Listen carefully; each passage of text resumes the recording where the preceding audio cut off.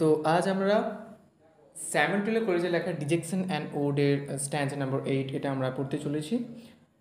তো শুরু করা যাক আমাদের আজকে dejection and ode stanza number 8 written by Samuel Taylor Coleridge. Okay, তো প্রথমেই কবি এখানে বলছেন ইট ইজ মিড নাইট, এবং এটা মধ্যরাত্রি, but small thoughts have I of sleep. যে ইট ইজ মিড নাইট, এটা মধ্যরাত্রি, but small thoughts have I of sleep, কিন্তু এমন কিছু স্মল থটস রয়েছে যেগুলো কী করছে, আমায় ঘুমোতে দিচ্ছে না, অর্থাৎ আমায় স্লিপলেস করে তুলেছে। Full seldom may my friend সার্চ ভিজিল স্কিপ। তো অ্যাকচুয়ালি মাই ফ্রেন্ড বলতে এখানে তিনি তার লেডি লাভের কথা বলছেন, যে আমিও যেমন স্লিপলেস নাইট সাফার করছি, তেমনই আমার লেডি লাভও কিছু স্লিপলেস নাইট সাফার করছেন। ভিজিট হার, এবং তাকে ভিজিট করবো, অ্যান্ড জেন্টল স্লিপ, এবং তাকে কামলি বা কাইন্ডলি তাকে ঘুমোতে বলো, উইথ উইংস অফ হিলিং, এবং তাকে একটা উইংস অফ হিলিংয়ের সাথে তাকে ঘুমোতে বলো, যাতে সে নিজেকে হিল করতে পারে, এরকম সাফারিংয়ের সাথে যাতে আর তাকে থাকতে না হয়। অ্যান্ড মে দি স্ট্রং, এবং তারপর তিনি বলছেন একটা, এই যে আশায়, এখানে আশার কথা তিনি ফুটিয়ে তুলছেন। অ্যান্ড মে দি স্ট্রং, এবং হবে হয়তো স্ট্রংটি be but a mountain birth, হবে হয়তো স্টর্মটা একটা কোনো নতুন কিছু, সামথিং নিউ কিছু একটা জন্ম দেবে। So and may the storm be but a mountain bird, একটা হবে হয়তো এই স্টর্মটা, এই যে একটা স্টর্ম আমাদের মধ্যে চলছে, আমার এবং লেডি লাভের মধ্যে, তো হবে হয়তো এটা নতুন কোথাও একটা সামথিং নিউ এর একটা জন্ম দেবে।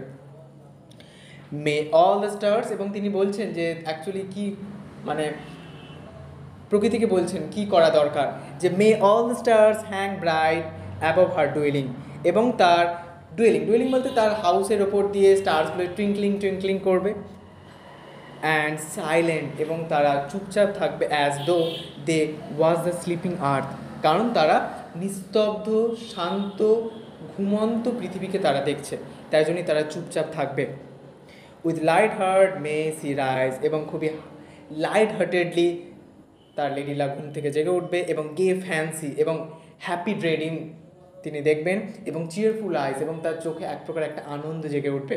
এই যে সাফারিং পেতে পেতে এরকম একটা, মানে তিনি তার লেডি লাভের মানে ভালোর কথা তিনি ভাবছেন, কীভাবে তার ভালো হবে। জয় লিফট হার স্পিরিট, এবং জয় আনন্দ, এবং এই আনন্দই তার ওই স্পিরিটকে, অনেক দিন স্পিরিট যেটা সাফার করতেছিল পেনকে, সেই পেন থেকে তাকে লিফটেড করে তুলবে, ইলিভেট করে তুলবে। জয় অ্যাটিউন হার ভয়েস, এবং ওই আনন্দটাই তার গলার যে ভয়েস, যেটা সাইলেন্ট ভয়েস ছিল, সেই সাইলেন্ট ভয়েসে আওয়াজ দেবে, ওকে, সাউন্ড দেবে।